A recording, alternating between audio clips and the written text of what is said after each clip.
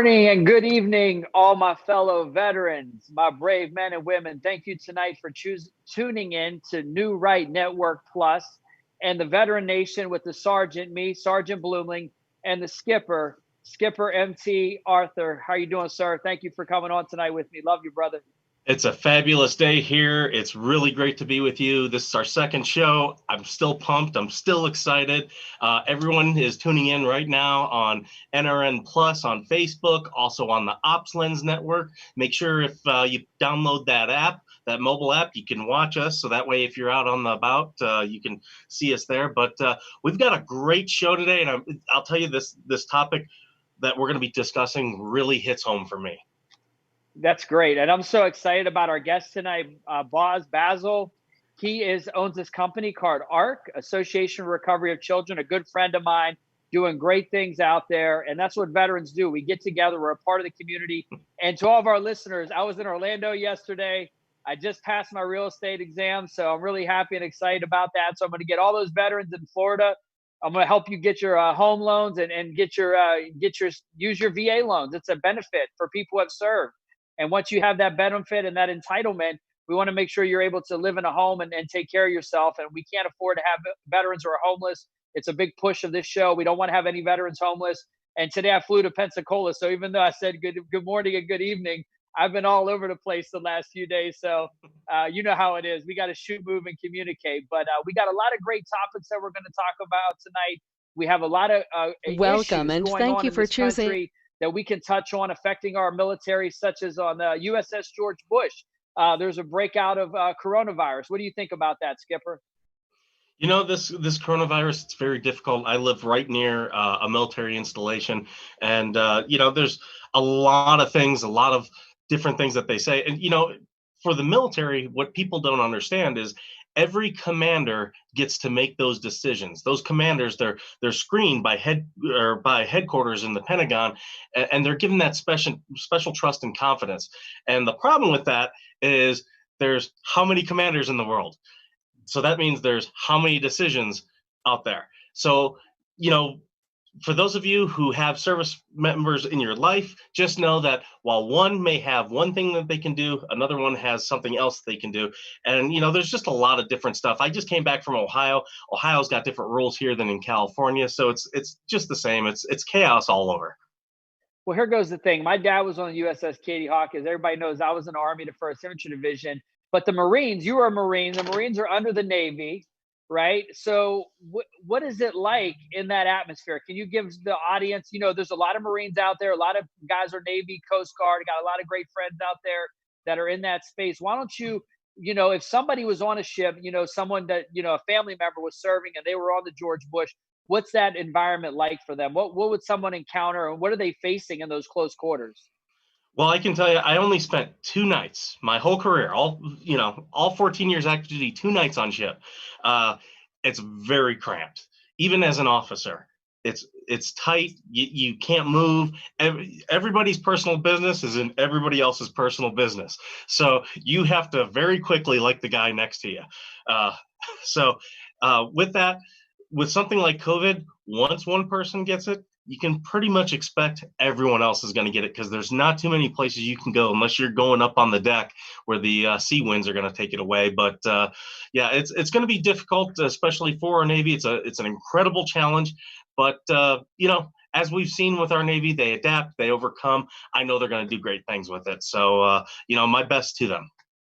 Yeah, absolutely. I see a lot of, I'm very active on Instagram. All of our followers, you can follow us on Instagram, NRN Plus, but also I'm Sergeant Blooming on Instagram, also on Twitter, and Skipper has his handles as well. Later on the show, he can give those out. But the thing about it is I'm seeing a lot of these videos and these military branches, Marines, Army, Navy, all of them, they're doing a lot of training. They're wearing masks. They're trying to social distance. What do you think about that? Because as far as I'm concerned, being in the military, being outside, being in mechanized infantry, the fresh air, we had gas masks. So that's what would protect us from a nuclear, biological, chemical weapon. And I don't think these masks are really doing much. And I think a lot of our service members, I wonder how they're feeling about this right now. I know I don't even want to wear a mask. I don't want to be forced, but we do have our chain of command. We have to follow our orders. What do you think that's like right now, Skipper? It's very difficult because it is not fun wearing a mask, but you follow orders and you don't even question it. You just do it. So I know they're going to do great things with it, but with, like I said, with all these commanders, they each have their own guidance. Luckily, I know for at least the Marines and the Navy, the SecNav came out with some instructions. I'm sure, the Secretary of the Army probably came out with something. I just haven't read it. But there's all that guidance out there. I know for a couple of the commands on the base that I'm at, they actually stood up response teams, like COVID response teams, so that they could get information out there. They could coordinate, because they had families calling for Marines who were out in training. I even talked to one mother of a Marine who her son is out on a MEU. They're in Japan. They got out to the field, and then they got put in quarantine in the field. So it's weird. I don't know how you quarantine someone in the field, but they do. Well, I mean, that's all part of training. You got to train for the real world mission. So that's what it's all about. But this is so exciting. Veteran Nation with the Sergeant Skipper, the enthusiasm and what's happening across America with this show. I mean, I just think that this is the time where people can really call in. And so today's the first episode where we're going to actually have guests calling in. This is awesome. We're also going to talk about, our last episode was Remember the Fallen. And we always want to remember people that we lost in battle, and also to suicide back here. Anybody we lose, brave men and women, God bless them, our Gold Star families. We never want to forget them. That's a big emphasis of the show as well.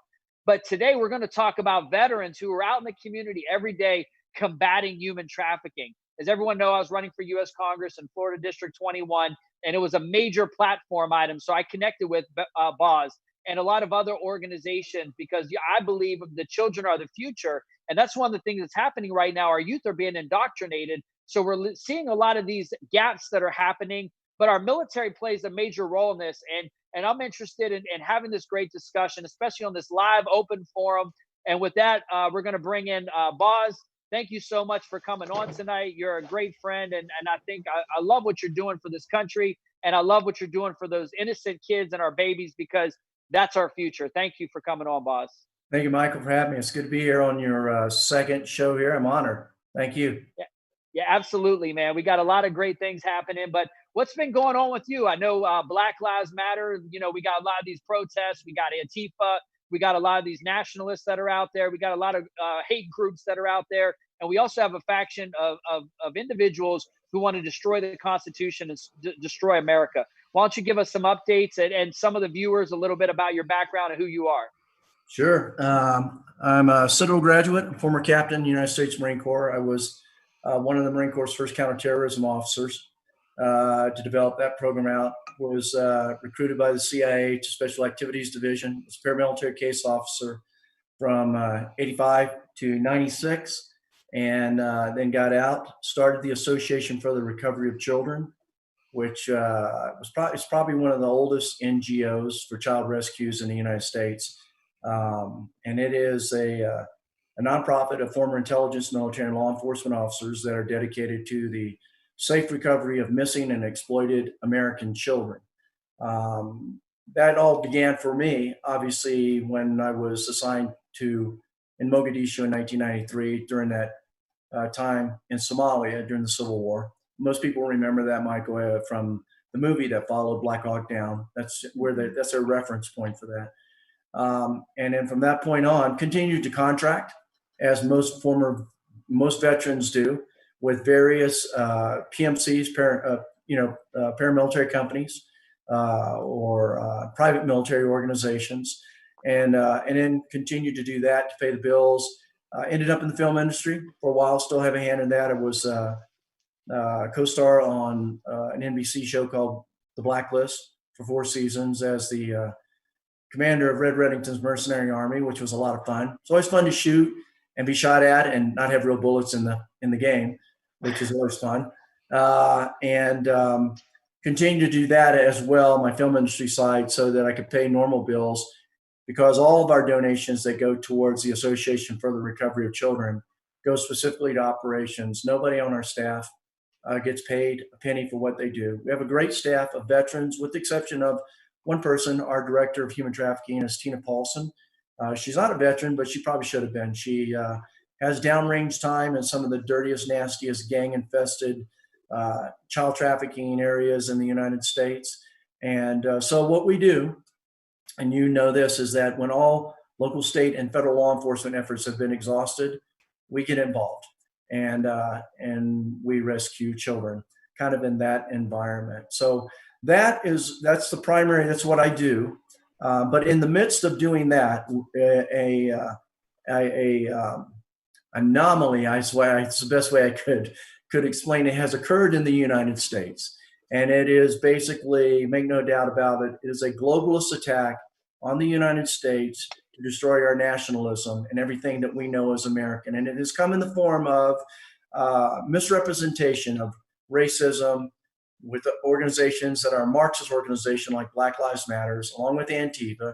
The LGBT is alongside of it, and every other socialist network, every splinter group that you can think that gets created over the weekend has all joined in to basically go up against what we as veterans have fought for all of our lives. You know, that's interesting, and I'll step into it a little bit more, but we as veterans have always gone overseas to handle things there so it didn't come here. And I don't think many of us, at least a lot of the veterans in my community, even thought that while we were in, whether it was back in my days with Iran-Contra or Angola or Somalia or Afghanistan or Iraq or wherever it may have been, we never wanted to come home in a body bag. That's simple. We just wanted to get it done, stop the bad guys there so it didn't come here. And much to our surprise, it is right in our face right here. Everything I did during the Cold War to stop socialism, communism, globalization, whatever, has now found its way in our own backyard. But what we're seeing happen here are veterans are saying, you know what? While I never wanted to come home in a body bag from another country, you can bet your bottom dollar that I have no problem being put in a body bag in my own country to defend it right now against what's going on. And for us, it's very apparent, but it's escalating. You know, just to give you a real quick point, I was assigned as a guest speaker in Denver last weekend for the 6th annual Law Enforcement Appreciation Day. And of course, we were attacked by BLM, by Antifa, by a socialist network. And the interesting part of this is, as I held my ground, along with the sheriff's department who finally came there, and even after the police chief and the mayor and the governor basically told the police to stand down and basically let them overrun us, so to speak, I started observing. I started falling back into all that training we receive as veterans, whether it's in the Marine Corps or the Army or the Navy, or in my case, in the CIA. And I started seeing something that I had not seen or anticipated before. I started seeing guns, steel rods, bricks, Molotov cocktails, all kinds of weapons in the hands of children. Now, I'm being facetious when I say children, because this crowd mostly consisted of everybody below the age of, it looked like below the age of 25, to be honest with you. And they were just pushing the envelope and pushing the envelope. And here's why. Not because they were brave, and not really because they believe in their cause, I don't think, because they could get away with it. And that's what's happened, because we're defunding police and all that. They thought they could get away with it. But as I was there watching them get away with it, every veteran, even though there weren't a lot of them there, every veteran held his ground. And I had discussions with veterans afterwards. And I'm going to tell you, and I share this with America, these are the conversations I had with veterans. And this is what they said. I'm tired of it. I'm fed up with it. It's not going to happen in my country. I'm grabbing my guns, and I'm not going to wait for the police the next time. And so I listened to this dialogue that I was having. I listened to these conversations. And at first I wanted to say, you know what? We're just mad. We're just mad. You know what, Michael? They're not just mad. They're accurate. And I'm telling you what, whatever they're doing behind the scenes, they are doing it with great intent. And they're realizing that the president right now, because we're so many days out from the election, they understand why he can't just send federal troops in. Because what happens is they paint a picture of him looking like a dictator, of course.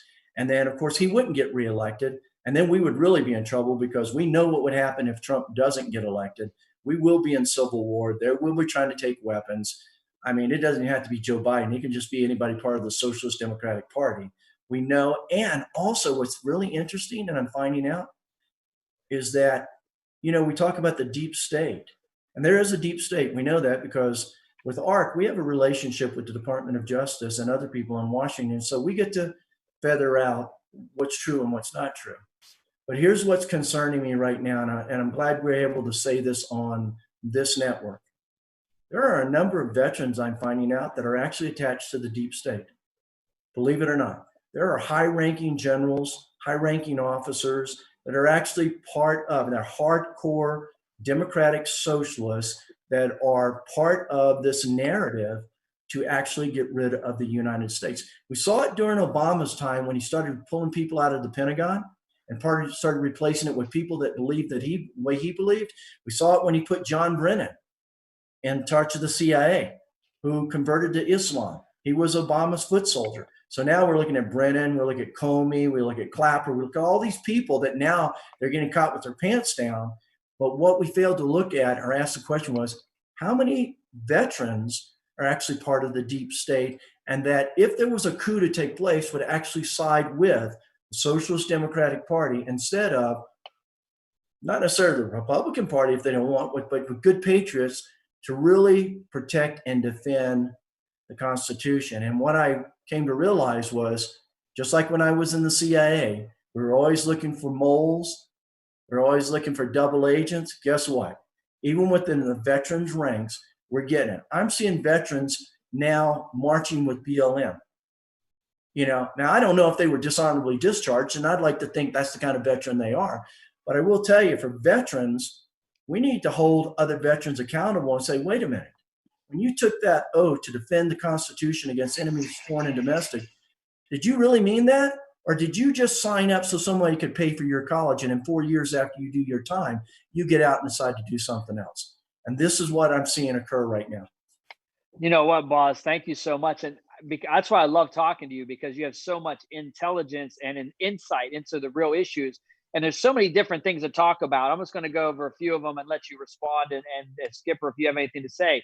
But first of all, Black Lives Matter, one of the leaders is actually a sex offender and was involved in human trafficking. That came out, so a lot of this, everything we're talking about here really ties in together, and it's really fascinating. But it's even a step further. What you just were talking about, it's not just the people who are veterans who are against the Constitution and trying to side with socialists and also communists, but it's also people within the military. If you look at Lieutenant Colonel Vidman, and you look how these people are being placed and planted into these positions, especially in Congress. That's what I found when I was running in Congress. And I'm glad we do have NRN actually allowing us to talk about the real thing. And because veterans are the group of people, we are on the front lines. We will be the ones that know how to handle missiles and grenades and guns and machine guns. We know how to operate those things. A lot of other rogue players outside of the military, they may have grown up on a farm or grow up in a hunting situation, but they haven't had access to a lot of the weapons that we fired downrange, and we were able to. But right now, you look at some of the things that are happening. A lot of these anti-tank weapons are being used to shoot down helicopters in Afghanistan. That report came out today. So you see how valuable a veteran is. And that's why veterans like myself and yourself, Boz, and people like Skipper, that's why our voice is getting silenced. And that's why you see a lot of these videos being torn down. Another thing that you touched on is the police. We talk about the defunding of the police, and I want to get really, really into detail with this because it's so important, but it's a disgrace. These people are out here protecting America. Yeah, they're not veterans, and some are though, but they're not, they're not protecting America overseas. They don't have to, worry about that, but their life is on the line every single day, and they should not be subjected to people throwing things at them, making Molotov cocktails, and just like, people getting shot or blinded. I mean, these people are criminals. And then when somebody does something, then you want to, blame the police officer for a criminal's actions. Yeah, well, you know what? And no matter what the organization is, even for veterans, we know in the military, we have good people and we have some bad people. Fortunately, we have more good people than we do bad, and we take care of our own. And in law enforcement, it's the same way. I've run up against both, but I have to say that the majority of law enforcement that we work alongside of, particularly within rescuing kids, are nothing but honorable and exceptional in their call to duty, and they risk their lives constantly to do things like that. And the irony in this is that when we're being attacked by BLM or Antifa or socialist group, and they throw the first punch, and they hate cops, and they say they hate cops, and then if we defend ourselves, they're screaming for a cop. Arrest this guy. He assaulted me. So, it's a game here. It's actually very strategic and very organized. A lot of people are getting used. Keep in mind, I came out of an agency that overthrew small governments. Okay. So I know what the playbook looks like here. All right. So, and fortunately, we were overthrowing communist governments. So that's a good thing. But it's interesting. Black Lives Matter. They were so crafty in just giving themselves a name. Now, just follow me here. The name is Black Lives Matter, right? So if I don't like the organization because it's a proclaimed Marxist organization, which it is, if you go through their manifesto, they want to destroy the family. They want to destroy the U.S., the capitalism. They want all prisoners let out. They want reparation for drug addicts and prisoners. I mean, just go through the list. You'll see it. It's not about Black lives, okay? But if I say, I hate Black Lives Matter, okay? Now, the average person is going to go, you hate Black people. No, it's not. I hate the organization because it's a Marxist organization. But they were so crafty in their name that they knew there was just no way you were going to get around it if you just said, I hate BLM. Whether you're talking about the people or whatever. Now, I only know this because I have Black American friends and they're veterans. No, they're not Black African friends. They didn't come from Africa. They're Black American friends, okay? And they served with me. And even these guys stand next to me and go, this has nothing to do with racism, has nothing to do with Black people. It has everything to do with the destruction of a nation. Same thing with Antifa. So most people can't get their head wrapped around it because they don't take time to take their nose out of the TV most of the time and other things to go research for themselves and realize what they're really dealing with. But as a former CIA officer, look, there are many, many splinter groups that you create and you pay them to do all kinds of things. And for anybody who thinks that there aren't certain people being paid, you're a fool. You're a fool because they are. Believe me, I've seen the money exchange hands, and I've seen people go, here's $300. Go throw a rock through that window. Okay. Now, for a kid that doesn't have a job in Chicago, and he needs to eat, and you put $300 in his hand, you think he's going to throw the rock through the window? Of course he is. He doesn't care if it destroys someone's business, and he's getting out all of his frustrations. And then you take all the propaganda that you put into their brains, like, this is about slavery. We haven't had slavery in this country in what, 200 some years? I don't know, 150 years maybe? Okay, right. Did you ever own a slave? No, I never owned one. We don't have it anymore. And yet they want to plant a victim mentality in everybody. And I'm not talking about just Black kids. I'm talking about black, white, green, yellow. Every kid in the United States now thinks that this issue is about slavery. So we're going to go after that. And yet, we don't give ourselves credit, or they don't give the nation credit for the fact that literally men and women died to do what?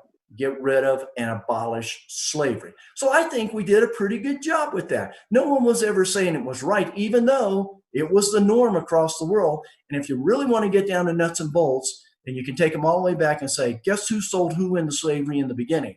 Black tribes in Africa sold Black people out on the market, and it went around. Now, it doesn't make it right. And that's the point that we have to always remember. It was never right. And we as a nation, as a developing nation, like every developing nation and every developing organization, came to the point where we woke up and said, wow, this is not right.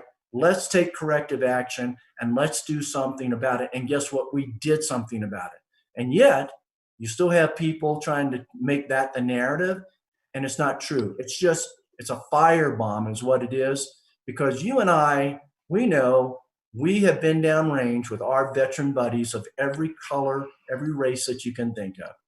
And when they get hit by a slug, we all bleed the same color. That's it. We're just Americans, and we're here to supply and support the Constitution. Because I'll tell you something, and we know this as veterans, which all those other bunch of yahoos out there that are rioting and causing problems don't. We know what it's like to be around a socialist environment. We should just pick their little asses up and say, let me drop you into Venezuela for about 3 months, and then tell me how that works out for you. But no, they won't do that. And even the people that speak about down with the Constitution, we need a socialist government. Well, if you need a socialist government, then why in the heck aren't you living somewhere where there's a socialist government? So it's a hodgepodge of stuff. And it's easy for us to get our heads around it as veterans because we've lived it and everything. But what we're seeing now in America is make no doubt about it. It is a push by globalists, as I mentioned earlier, to destroy our national entity, our sovereignty, to erase our history. All these statues you're taking down, let me tell you what, you erase your history, you're bound to repeat it. That statue of Robert E. Lee didn't do anything. It's a statue. It's made out of bronze, brass, a rock, whatever it is, and that has long passed. But we need to be reminded of those people and those things so that we don't repeat certain things, okay? But if you erase all that history and the new generations come up, guess what? They'll never know where they came from. They'll never have a national identity, and I can make them into anything I want to be. I can tell them through school, you're a socialist. We don't have a history of freedom. We didn't have a constitution. We didn't have a civil war. And they'll never know about it. And when you bring it up, they'll go, what civil war? What were you guys fighting over? Which, by the way, it wasn't all about slavery. We know that. It was about a lot of things, okay? But yet, again, that's the narrative to be painted. But ultimately, I go back to this. As veterans, we are the only people, I think there's probably 30 million of us here in the United States, right? We the people, we the veterans are the only people, when the gates open up here, if it's not being controlled by the government, we're the only people that are going to be able to stand on the front lines and defend this country in every little town and every little city to prevent a socialist government from taking over and destroying everything that we've bled for. Not only us, but all the way back to the 1700s of our forefathers who so wisely put that Constitution in place and what we have been fighting for, every single one of us, when we go out into the end of the field. We live our lives to honor those men and women who provided freedom for us, who sacrificed everything all the way back in 1776 and before that time right there. And anybody who doesn't stand on that, they're not American. Well, right now, great point, Boz. Right now, they're trying to go back before 1776. I heard. And I know, it's ridiculous. I want to start off by saying this, though, about everything you had to say there. First of all, if you served in the United States military and you're involved in illegal activity or causing harm with any of these hate groups, I condemn your actions, and I believe all veterans should be against them, and we need to bring them to prosecution, because if you're a veteran, you should know better, and you're dishonoring the people who did serve honorably, who actually want to do the right thing and help people. So that's why I'm so grateful for New Right Network that we have this show here, and this isn't a political correct show. So we don't care if you like what we have to say or we don't, but we want to have this show to be inclusive. So you people can call in. So I'm hoping right now we got some callers, we can get some feedback, because this show is for every nationality, every race, every group who served this country. You're all a hero. But if you want to turn in your uniform and your medals and whatever you did in the military, and you want to go join a hate group, then I don't know you and I don't want to be associated with you. What do you think, Skipper? I totally agree. And, Baz, you made a lot of great points. And, one thing, there's a lot of people watching the news. They're seeing what's happening in Portland and Seattle, other places, and they are scared. And here's what I'll tell you. I watch all that stuff. I really don't get scared. As Baz noted, they are going through the socialist playbook on how to start a revolution. That's without a doubt. But I have my copy of Counterinsurgency Warfare Theory and Practice, and I do reread it every once in a while. And we know how to counter everything that they're doing. And I'll tell you, we got two big things. The first off, whenever you see someone who is rioting and tearing down a statue or trying to set fire to a courthouse, they're getting arrested by federal agents. They're going to be charged with a felony. And in most places in the country, they're not going to be able to vote ever again. So your vote just got more powerful. So remember that. The other thing is there's a thing out there called RICO Act. That's designating a group like Antifa a criminal enterprise. And once that is done and they get them in court, they can go after everything. They can go through funding networks. They can go through people who just support. They can go through people who just hand out flyers. Everyone can be charged with all of the major crimes.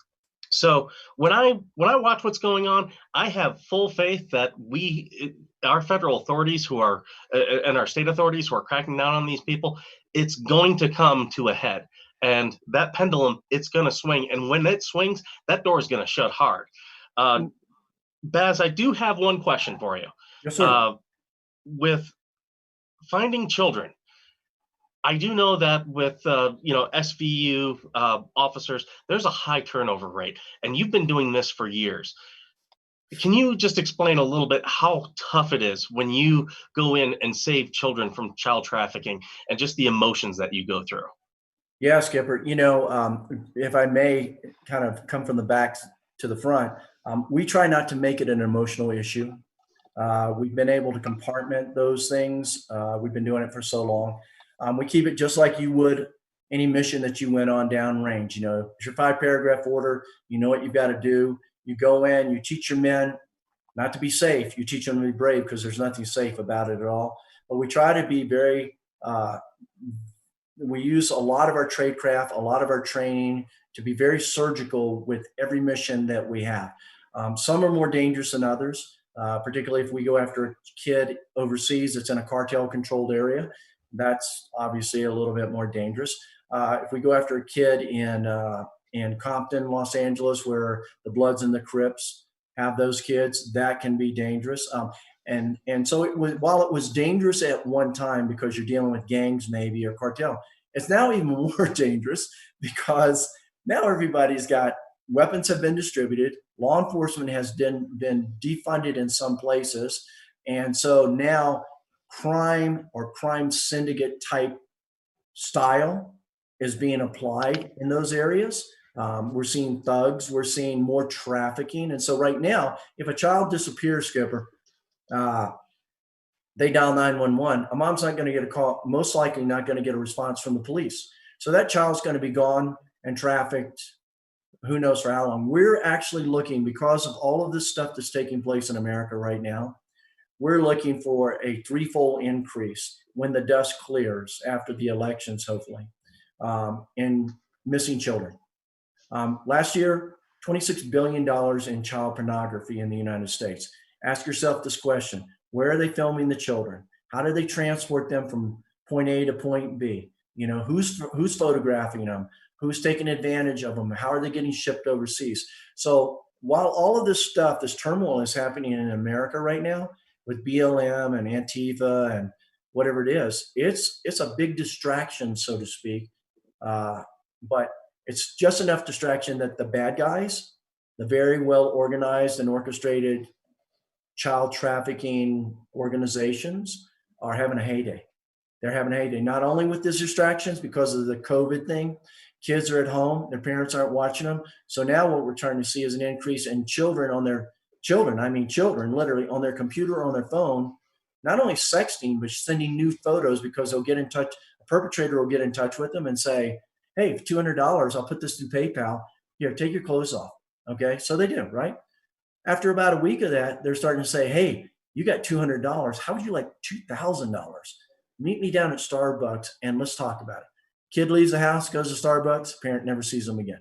So it's becoming, the model hasn't changed. It's just there's more of it now. And it makes it challenging for us because we don't have all the operators we need and all the funding we need to go out and now chase down another, who knows, 100,000 kids that are going to disappear in the next 4 months. And with that, Skip, I'd like to say this. All these people that are making a big issue out of, we talked about this, whether it's BLM, whether it's the socialists, whatever, none of those people care about kids. They don't care about kids. They care about themselves. They're so selfish.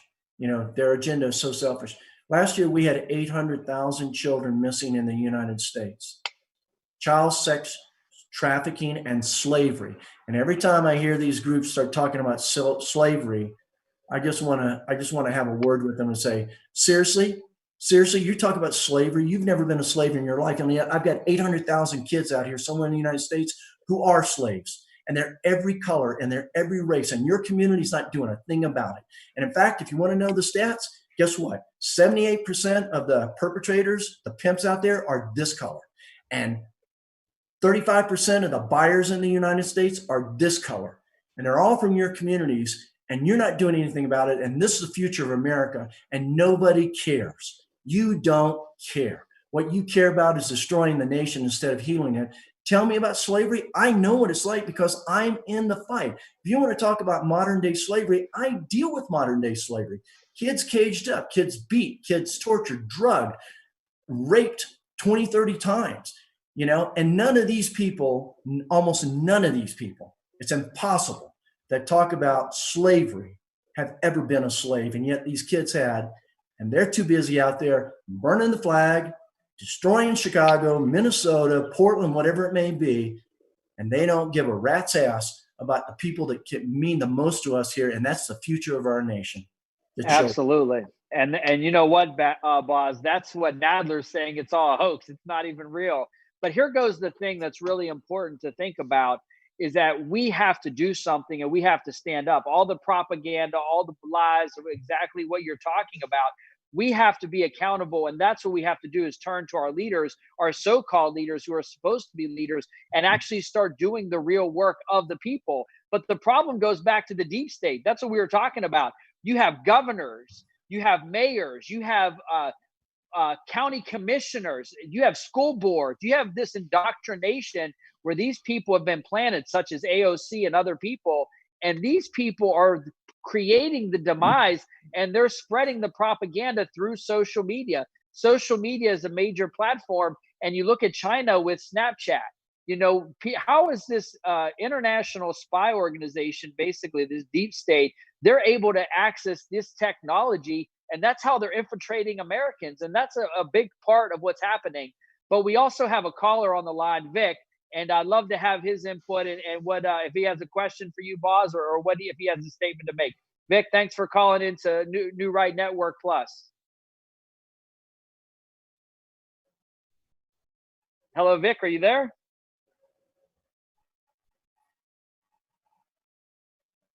This is the first time we're using the technology, so there might be a little bit of bugs. There are two participants in the conference. We'd love to hear your comment. Please announce yourself. Want to hear from all the veterans out there, our brave men and women, also our families, because the families are important.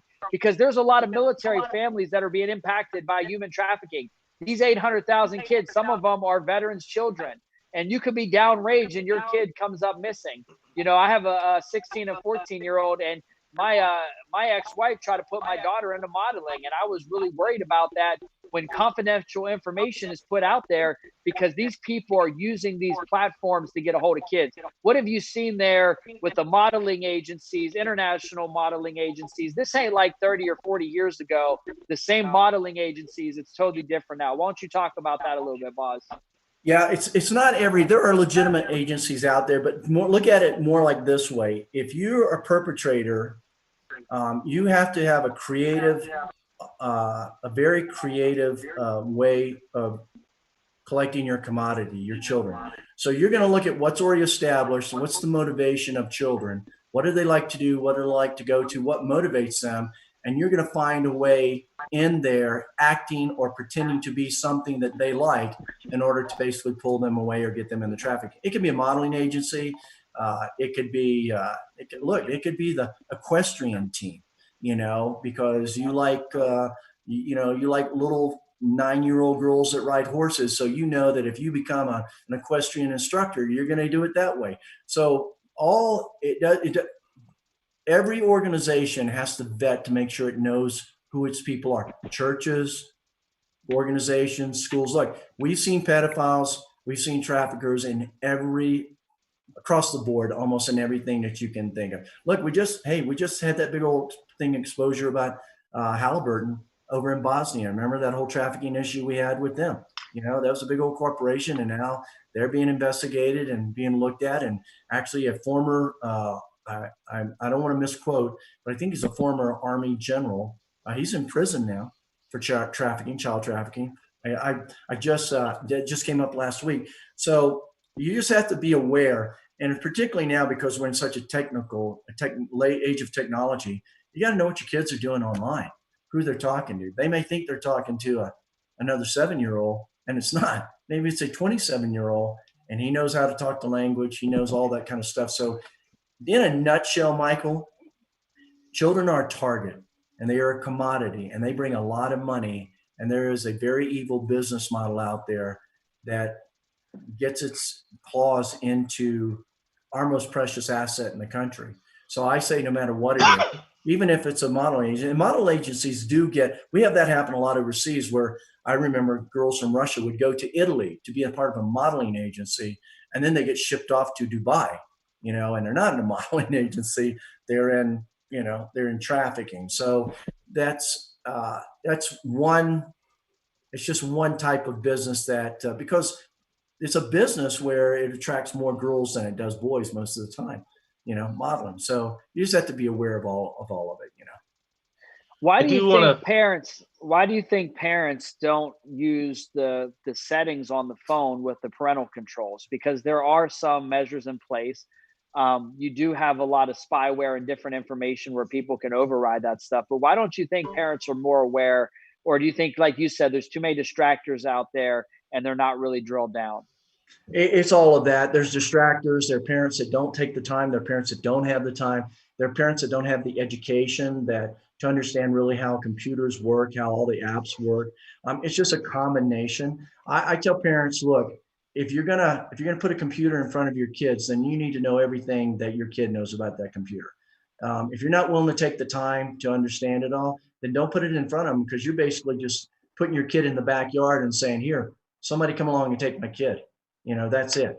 I don't care how big the fence is you build. If you leave them out there unsupervised, somebody can have access and they can be targeted. So it's a lot. Some are blatant. I know some parents that don't know how to be parents. Some parents that don't care. Some parents that would rather make sure their kids are playing soccer and baseball and on the computer and never have family time. It's all of that, actually, Michael. It's all of that. And if we want to know, if you were going to ask me who's guilty, whose fault it is, it's the parent's fault. You're a parent. Be a parent. Okay. Exactly, that level of accountability. Yeah, it's big and it's needed and everything. So I will say this, just touching back on something you and Skipper touched on. I don't think as veterans, and this is kind of a wake up call to veterans, I don't think as veterans, we should rely too heavily on our government. And here's what I mean by that. It's very political in Washington. And we're not politicians, and we try not to be political. But if veterans are waiting for something to protect their town, or they're waiting for somebody else to step in, you better do it now instead of waiting, because they may not step in. And there's going to come a time, which is coming closely right now, where either someone's going to change a law or they're not going to be available. Look, here's our reality. You don't have enough police in the United States to police all the United States. There are not enough National Guard to police every city. There's not enough military. Okay, there's not. And as you know, we don't bring our own military on our own soil, We don't do that, okay? So just live in the real world and ask yourself as a veteran, what are you waiting for? Seriously, BLM and Antifa are coming to your town. What are you waiting for? Let me ask you this question. If you were in Afghanistan, Iraq, anywhere in the world, and the village that you were walking through had an instigator or a known terrorist, or the person that was responsible for giving direction and guidance to all the bad guys, what did you do about that? I'm just going to leave it at that. What did you do about that? Okay.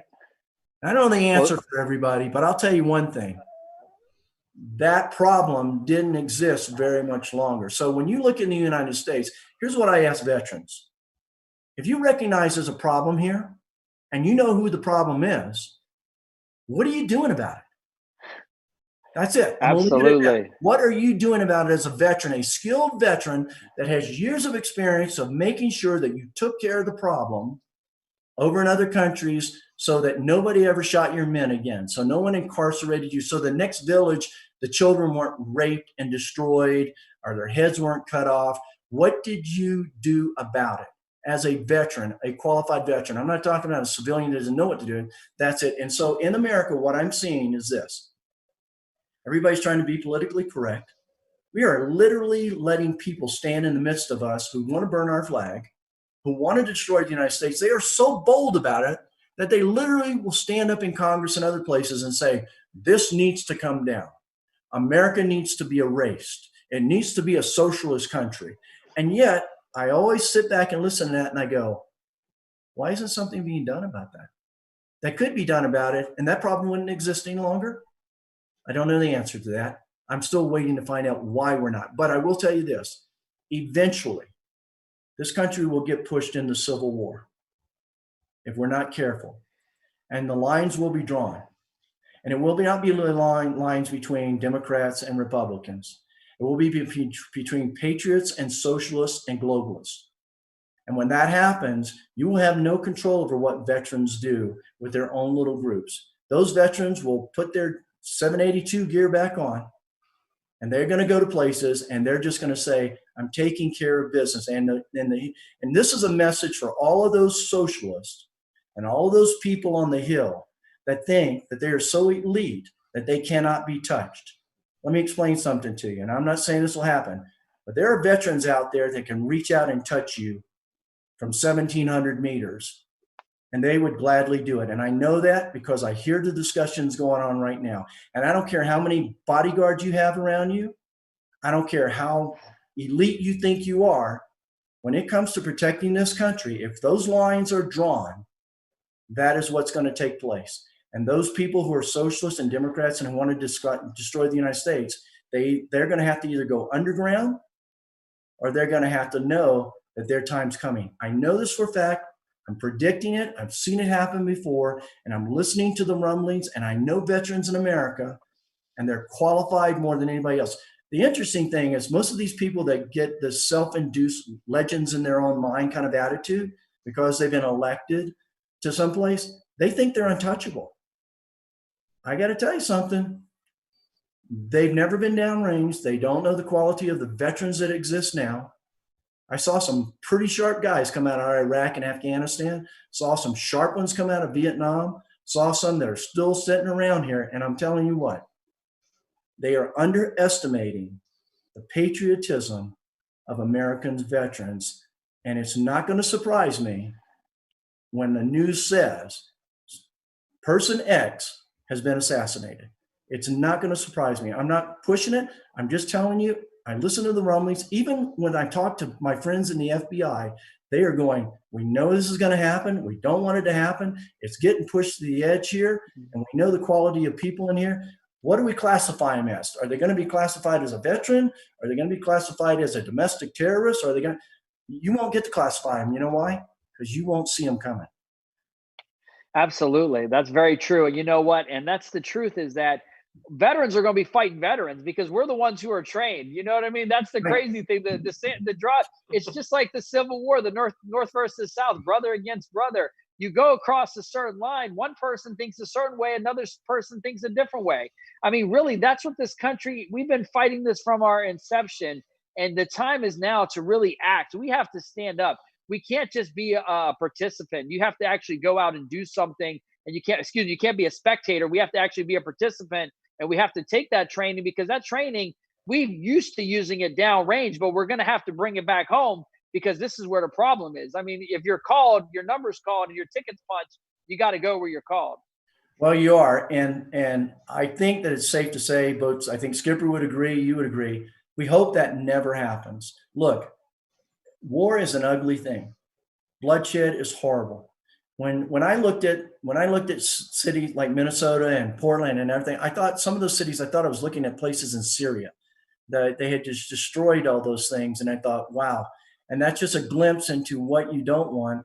And for the people that are pushing the socialist dialogue and the socialist narrative and all that kind of stuff, they just don't have any idea. And it's only for us that do know that we don't really want it to come to that. We don't, because we've seen it and it's horrific and we don't want it in our own country. But at the same time, we're not going to let the country be destroyed by people who claim to be Americans and basically are fake Americans who say, yeah, I was born here and I get a free hall pass to destroy the nation if I want to. No. It doesn't work that way. It doesn't work that way at all. And so if our country was such a bad place to be, then why is everybody still trying to get here? Exactly. So I think that we don't ever want to see that happen, because you and I and Skipper know that as much as we would want to think right now that it would be well organized, that everybody be fighting for the same cause, we know that it would turn into a hodgepodge of people killing people, and it would be indiscriminate killing. We know that. You'd get one group over here that thought they were doing something for here. You'd get another group over here that, well, they wear Trump hats, so they must be Republicans, so we're going to kill them. Oh, those guys wear this over here, so we're going to kill them. And it would be mayhem across the country. It would be another genocide, another Holocaust. It would be horrible. Exactly. Talk about women and children. They be taking women and children. That's what they do. Everything. I mean, it's the same. This is the thing. Nobody's doing something that we haven't seen before in uniform. So we know what we're facing. It's just, right, what are we going to do about it? That's the thing. I mean, another thing that I want to talk about is the encampments. We have a few minutes left here. Yeah. Really quickly. These encampments are popping up. And they're popping up on waterways. I mean, they're going out there in these places where people, like you said, our military and our police forces are very thin and they can't be everywhere. And they're positioning themselves right now. They are actually doing it. I was over down in South Florida the other day, and some friends said, hey, come check this out. And I went with them to this place by a river, and there's an encampments that are being built up. Now, what are they doing there? There's no eyes on them, so we don't actually know. These kind of places are popping up across the country. What do you see with your talk with the CIA, FBI, your affiliates there, boss? Well, they are. I mean, a great example of that is the black group, the militia group that originated, I guess, on that Stone Mountain issue. Next thing we know, we saw them in Louisville, Kentucky. Let's just take that example. There they are on the Capitol, and they're basically threatening people and saying, when we shoot, we're not just going to shoot you, we're going to kill you. Okay. And then on top of that, flyers are being distributed to all the business owners for extortion, saying, you will do this. You will provide this much money to this organization to pay for this reparation and this and this and this, or we'll shut you down. So these are like thugs. So what happens is you're seeing encampments, and you're seeing good ones, good patriots that are there for one reason, and then you're seeing other things. You're seeing the KKK evolve again, or a white supremacist group, or a black group over here, or the Asian gang over here. And people are just taking advantage of it because they understand that when chaos breaks out, some understand that they want to be ready if chaos breaks out. And others are saying, this is my opportunity to create chaos, because guess what? There's not that many police around. I can they'll throw me in jail for a day, but this is the state of California, so they're going to let me out the next day. And so this is what's happening. And what I would tell veterans to do, those that we know that are like us, that strictly want to stand on the Constitution and where we are to defend, and that word's important, to defend our lives, to defend our families, our towns, our Constitution, and our country. You need to start getting involved now. When these groups, radical groups, come to your town, you need to be meeting them at the front door. You need to be meeting them with the skill level that you have as a veteran and saying, don't come here. And you need to defend yourself to the fullest extent of the law. The first time a firebomb's thrown, the first time somebody hits somebody, whatever it is, because we need to be sending a message that says, you can defund our police, but guess what? We're the undefundables. You can't defund the American patriot. You can't defund the veteran. We will stand when our police are taken away. We will stand when our military is distracted. We're going to be here. And that's what we did in the founding of this country with every patriot from Francis Marion on. Skipper, you got something? I was just going to say, yeah, everybody has to stand, but we all have to stand as one when we do that, because power is in numbers, and one person can make a stand, but they're going to feel alone and afraid out there. They need someone by their side. As veterans, we have to stand with each other, arm in arm, not budge an inch. Yeah. Yeah, but we have that specialized skill set. That's the thing, and we need to bring that to the front of the table. Now, we could talk about this for hours. I mean, we went through an hour already. I mean, this is how serious it is. I mean, we really need, this is what this show's about, and we're going to increase the amount of shows that we're going to have a week. I mean, the demand is out there. I mean, this show is really catching a lot of fire. Boz, please tell people how they can see you, how they can talk to you, how they can continue this effort, how they can help rescue our children in America, because this is so important. We have to save the babies. We have to save our future. And we also have to stand up in our ground and not just be a victim, but we have to actually take action. And I think that's what the most important things. I know I was trained to be active and proactive versus being reactive. When you're reactive, you're back on your heels and you're like, oh shit, what am I going to do now? But when you're proactive, you're prepared and you're ready. And that's when shit hits the fan for the enemy, because they don't want to see you. Yeah, thank you. You know, you can go to our website, www.recoveryofchildren.org. It'll give you a breakdown of who we are. We encourage every veteran out there that wants to be a part of our organization, understanding we're a volunteer organization, of course. Maybe one day we'll be able to pay salaries. I'm not really sure. We'll see. But we welcome good, skilled, well-trained, not only Tier 1 operators, but all veterans that want to rescue the lives of children to get in touch with us. And we can find a place for you on a certain operation. We'll use you. Know that we do everything within the boundary of the law. We have all our paperwork, our attorneys. We're not a vigilante group. We're not kicking doors in. We're not hanging people, even the perpetrators. That's not what we do.